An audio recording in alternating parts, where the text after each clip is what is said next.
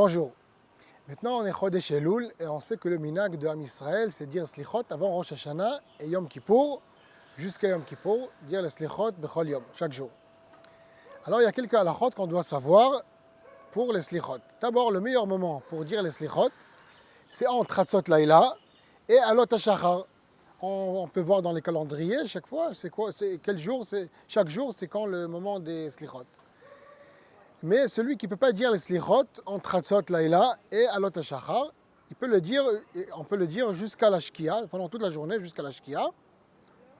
Mais on doit savoir que le minhag des Sfaradim, c'est qu'on n'a pas le droit de dire les slichot après la Shkia, jusqu'à Hatzot, on n'a pas le droit de dire les slichot. Normalement, c'est mieux de dire les slichot dans la synagogue avec minyan. Celui qui ne peut pas dire les slichot avec minyan, alors la halakha dit qu'il peut dire les slichot chez lui tout seul à la maison, beyachid. Mais il y a des choses qu'il doit sauter et pas dire tout seul. Les paragraphes qui sont en araméen, on doit les sauter et pas dire tout seul dans la synagogue, s'il fait les slichot tout seul chez lui à la maison.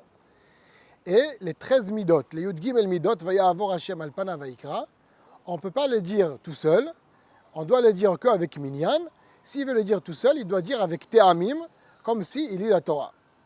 Celui qui dit les slichot en live, il écoute les slichot au kotel ou à Yeshivat Torah Chaim ou une synagogue, alors c'est considéré comme s'il a fait en minyan, c'est pas le même niveau, mais il peut dire tout ce qu'il veut avec eux, mais on doit faire attention de ne pas répondre Amen s'il y a un retard, plus que 2 secondes, entre la yeshiva et ce que lui il écoute. Dans le live, s'il y a un retard, on ne peut pas répondre Amen, mais tout le reste, on peut dire avec le tzibour sans problème.